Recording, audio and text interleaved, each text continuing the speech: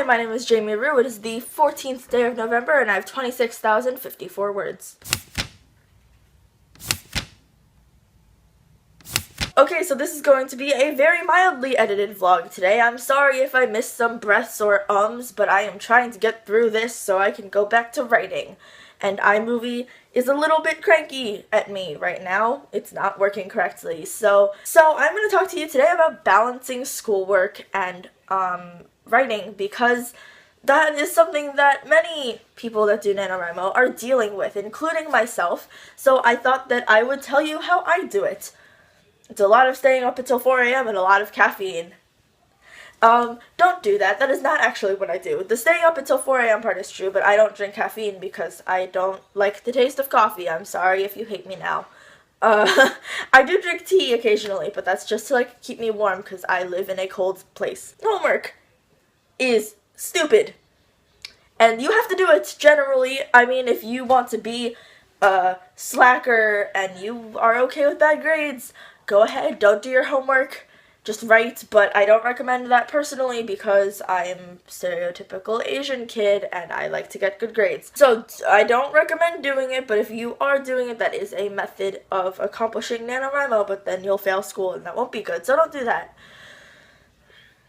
The way I balance NaNoWriMo is kind of unfair. My school gives out laptops. I live in a privileged white kid town. I get computers at school, and so that is how I manage to complete NaNoWriMo while doing homework. It's because I get to write during school.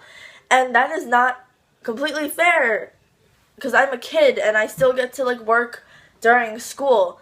And a lot of you don't think you can. Well, you can. You just have to slack a little in class. Okay, be working on your story even when you're not actually working on your story. And you could actually be working on your story. You could be writing in your notebook. And then just transfer it over later. There is some benefit to doing that. You will be able to read it over and see that, hey, this is not working, or hey, this is great. This is actually not as bad as I thought it was, or oh, that is where that was supposed to be going. I see where it's headed now. Reading it over sometimes can give you a clearer view of where things should go. It can also make you feel horrible, but you win some, you lose some. Okay, so my advice about skipping homework before, please don't do that. Please study for your test. Please do the things that you have to do because you live in America, and as a student, your one and only job is to not fail school. So please try to do your job.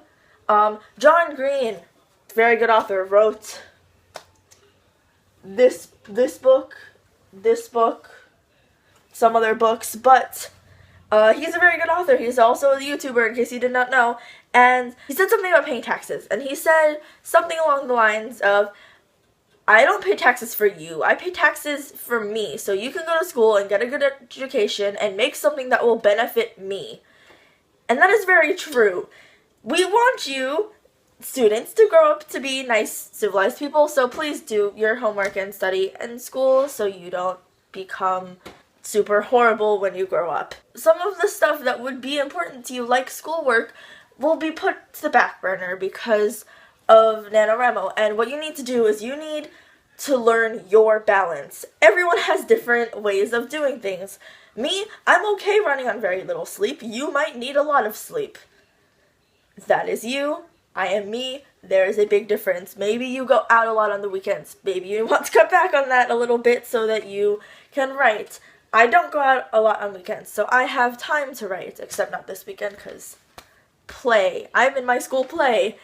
That is also something you might not want to do if you want to win NaNoWriMo. Don't join clubs that are very time-consuming.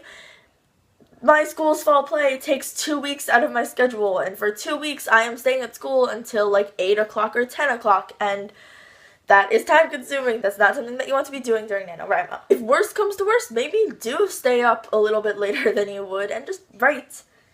Just make sure you're not late for school the next day. So I wish you all guys all the writing luck in the world. I hope you hit your word count or maybe even exceed it because everyone knows that's great.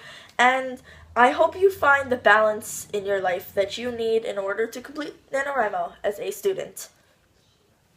Cool.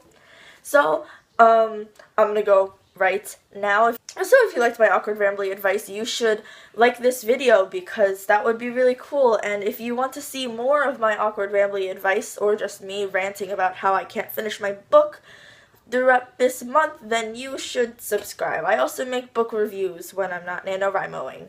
And if you didn't, oh, I just hit my wall. And if you didn't like my awkward rambly advice, then thank you for staying until the end of this video. It means a lot to me that you didn't leave. Okay, now I'm gonna go right now and you should go right too. Bye!